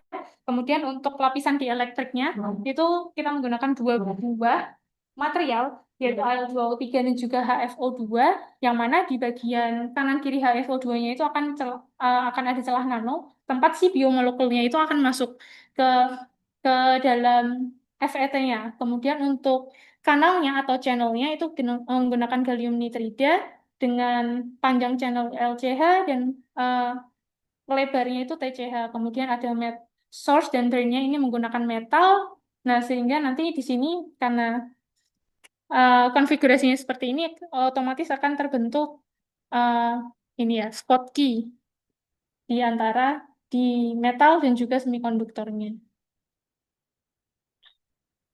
Nah, untuk penelitian yang pernah dilakukan di lab kami, yang pertama adalah terkait dengan vertical volume matrix, nanowire transistor dengan extended Landauer Buttiger, yang mana hasilnya ini harus dijelaskan oleh quasi ballistic transport. Namun dalam pembahasan ini masih belum membahas terkait dengan bagaimana potensinya dia di biosensor, dan ini hanya secara analitik dengan Landauer Buttiger dan masih belum menuju ke komputasinya.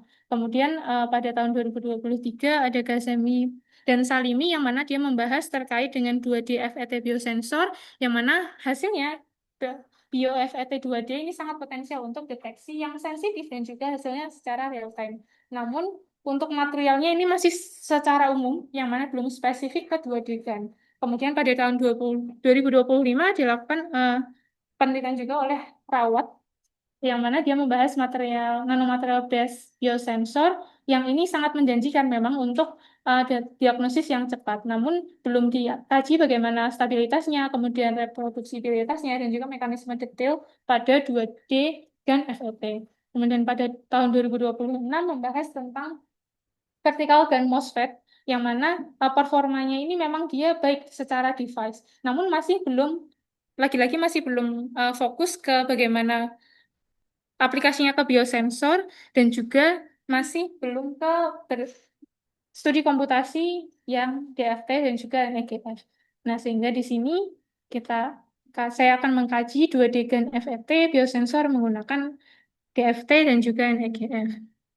Untuk rencana studinya secara umum singkatnya akan seperti ini. Di semester ini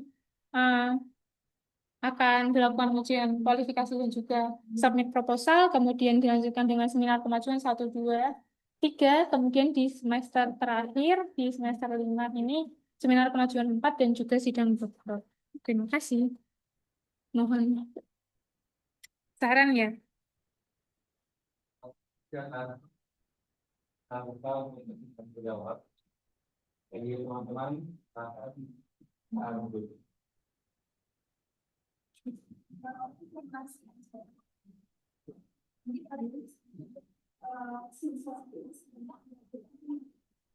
Validasi sensor apa?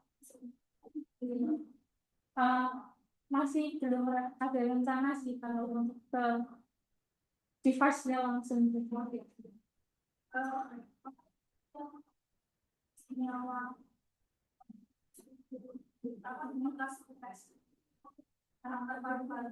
saya tahu dari Dendria properties. Artinya, iya, jadi menurut beberapa literatur itu memang pada pasien kanker paru-paru itu ada beberapa senyawa VOC yang memang terdeteksi secara khusus hanya di pasien kanker paru-paru. Nah, salah duanya adalah asetaldehid dan juga propan. Kalau sehat, terutama yang bagian asetaldehid itu seharusnya tidak ada karena dia memang berkorelasi langsung dengan keberadaan kanker. Jadi memang si asetaldehid ini mungkin bisa muncul di hembusan nafas itu melalui apa ya, metabolisme si kankernya itu sendiri.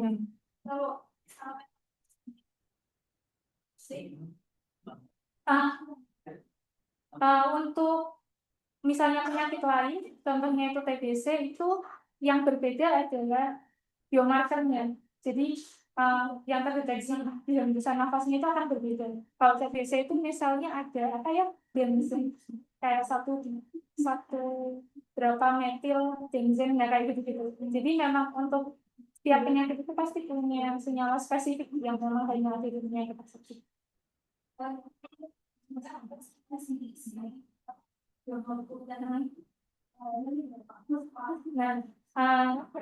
rencananya itu memang melihat dari beberapa literatur kan. Kalau di literatur itu dia bisa mendeteksi sekitar dari orde dari nano sampai ke piko. Nah, rencana itu tetap akan diuji cobakan gitu ke simulasinya. Jadi nanti akan diplot gitu antara konsentrasi dan juga apa namanya responsi sensornya. Nah, kemudian nanti dilihat sampai mana dia itu linier. Nah, nanti mungkin dari situ akan menentukan batas deteksinya dari situ.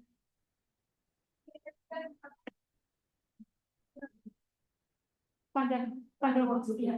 Berarti nanti atau iya, siap.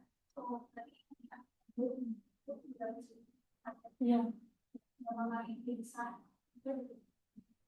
Nah, sebenarnya salah satunya mungkin itu seharusnya memang dikaji, tapi memang di sini saya masih belum fokus ke arah sana gitu. Tapi memang salah satu kenapa saya menggunakan sambilos itu untuk memperpanjang masa pakainya. Karena ketika ikatan dia lemah antara si material dan juga si molekulnya ini, maka dia karena si gen ini dia reaktif spesifik terhadap ini, maka dia akan mengikat. Tapi karena dia ikatannya lemah, maka dia juga lebih mudah untuk lepas. Jadi harapannya akan lebih lama masa pakainya dibanding dengan ketika kita ikatannya kuat.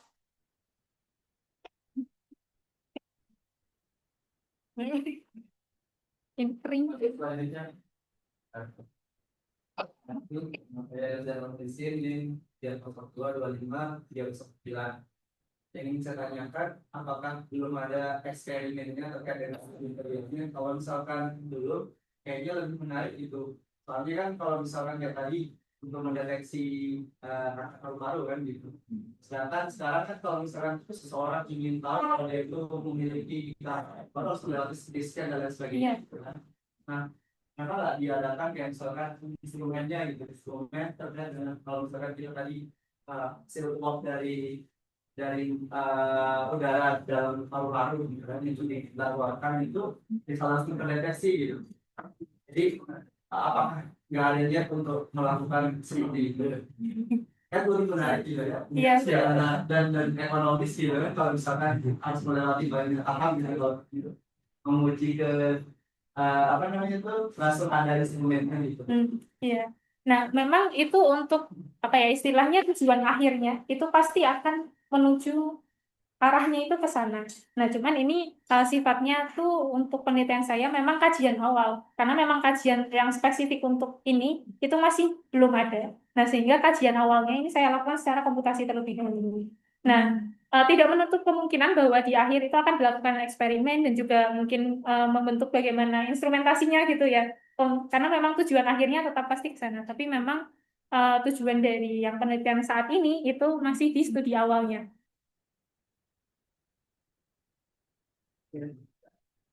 Ini menarik terkait dengan simulasi ya Mbak ya. Iya. Tadi kan disampaikan di awal untuk apa namanya yang terkena kalkulator itu banyak diketahui ketika sudah tadi 4. Iya. Nah, yang saya tanyakan ini sampel yang digunakan itu kan berarti nanti berupa memang sudah terkena penyakit di stadium 4 itu atau bagaimana ya? Untuk mengambil data ini. Nah, kebetulan karena saya kan full simulasi, sehingga kan tidak perlu untuk mengambil data yang secara langsung dari orang yang istilahnya terjangkit dari kanker. Nah, cuman mungkin uh, berarti yang akan divariasikan mungkin dari konsentrasi si biomarkernya gitu. Jadi kan otomatis ketika penyakitnya itu semakin tinggi stadiumnya, semakin parah itu kan seharusnya si biomarker spesifik ini konsentrasinya akan jauh lebih tinggi. Nah, dan sebaliknya juga kalau misalnya baru di tingkat awal, otomatis mungkin dia akan ada, tapi dalam konsentrasi yang mungkin sangat-sangat rendah. Nah, jadi mungkin yang akan divariasikan lebih ke situ untuk divariasi konsentrasinya yang akan disimulasikan, dan nantinya untuk berarti kan yang menjadi batas dari deteksi si sensornya itu yang nanti juga akan dicari. Jadi untuk sebatas mana sih dia bisa mengukur si biomarker ini dengan konsentrasi sekecil apa gitu. Yang harapannya dengan dia bisa mendeteksi sekecil mungkin, semakin rendah batas deteksinya, maka ya semakin lebih awal dia bisa mendeteksi apa, si pasien gitu. Untuk di awal itu untuk mengetahui perbedaan dia spesifik kan, misalkan kankernya itu memiliki stadium 4 atau misalkan stadium awal itu begini. Mungkin korelasinya memang dengan jumlah konsentrasi dari si biomolekul itu di hembusan nafasnya. Mungkin dalam misalnya ukuran yang sama gitu untuk hembusan nafasnya misalnya, tapi dengan jumlah yang konsentrasi yang berbeda itu mungkin menentukan tingkatnya. Tapi kalau dari literatur sendiri saya tuh masih belum menemukan yang kayak misalnya di stadium 1 itu range-nya dari berapa sampai berapa itu masih belum ketemu. Itu nanti ada perbanding, ada dibandingkan nggak misalkan dengan kita yang tidak stadium dan spesifik stadium A, ya ada spesifik stadium 3 kan nggak perlu dibandingin gitu. Saat ini masih belum ada rencana, karena fokusnya itu adalah untuk bisa mendeteksi di stadium seawal mungkin, gitu. Jadi, Kan data yang dilakukan bukan dari pasien itu kan, iya, untuk membandingkan itu bagaimana? Ada nggak? karena fokusnya memang bukan untuk membandingkan antar pasien, Pak, tapi untuk bagaimana agar si sensor ini bisa mendeteksi seminimal mungkin jumlah konsentrasi si ininya.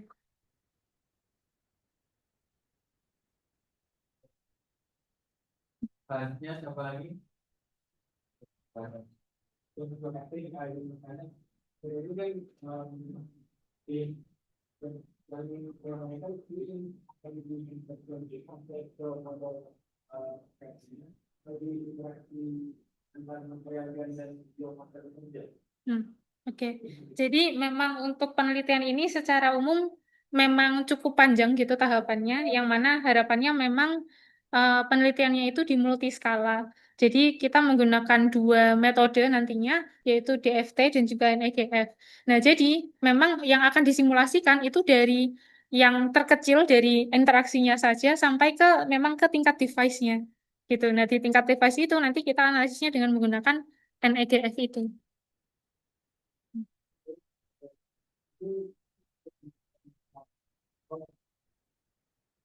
Nah, harapannya karena memang yang saya gunakan interaksinya itu harapannya adalah van der Waals, maka dia seharusnya bisa memperpanjang masa pakainya. Karena itu tadi, ketika ikatannya lemah, maka dia ketika berinteraksi, dia akan berikatan, tapi kemudian dia akan lebih mudah lepas lagi. Nah, sehingga ketika dia lepas lagi, itu kan berarti si sensornya dalam keadaan reset ya.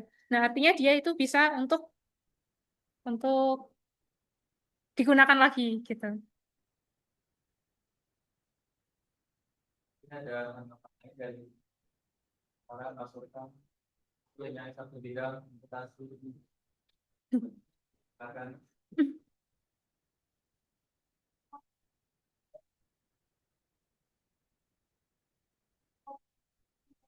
Mm-mm. NEGF. Ini kan apa? Menunjukkan yang sudah ditawarkan sehingga nanti untuk disimulasi dalam aplikasinya bisa dikembangkan. Kemudian nanti outputnya itu berupa apa-apa yang akan kita lakukan. Nah, pertama kalau dari output dari NEGF, karena dia memang untuk mendeteksi, untuk menganalisis di level device, jadi kita memang melihat bagaimana si mekanisme kerja dari si biosensor FET itu sendiri, kemudian bagaimana transportnya antara, karena kan ini dia efek medan ya, jadi kan nanti pasti akan bagaimana potensialnya di permukaannya, kemudian medan listriknya itu bagaimana, kemudian transportnya itu bagaimana di device tersebut. Nah, itu adalah output dari NEGF-nya. Jadi nanti harapannya pemahamannya itu lebih komprehensif gitu, nggak hanya cuman di interaksinya aja, tapi juga sampai ke si device-nya itu nanti bagaimana. Nah, terkait dengan yang DFT tadi, output DFT ke NEGF, nah jadi karena di NEGF itu kan dia mempelajari transport elektron. Nah, jadi otomatis uh, salah satu mekanisme dari FET itu kan dari ketika dia dikasih tegangan dan sebagainya itu kan akan terjadi ya, apa namanya perubahan di struktur elektroniknya. Nah, berarti nanti kita mau melihat gitu dari berbagai variasi itu perubahan struktur elektronik itu bagaimana. Yang mana itu akan berpengaruh pada nanti kinerja dari si FET-nya itu bagaimana. Jadi mungkin perlu output dari DFT yang nanti akan jadikan input itu dari terkait parameter-parameter yang berkaitan dengan struktur elektroniknya itu.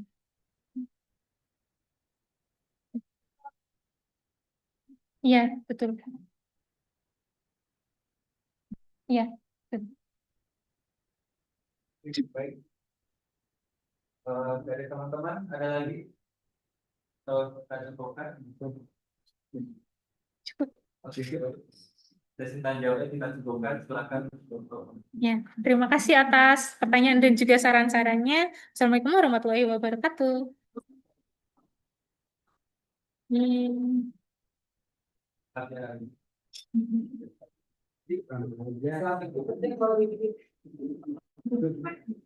Oke, dengan berakhirnya tentang maka keduanya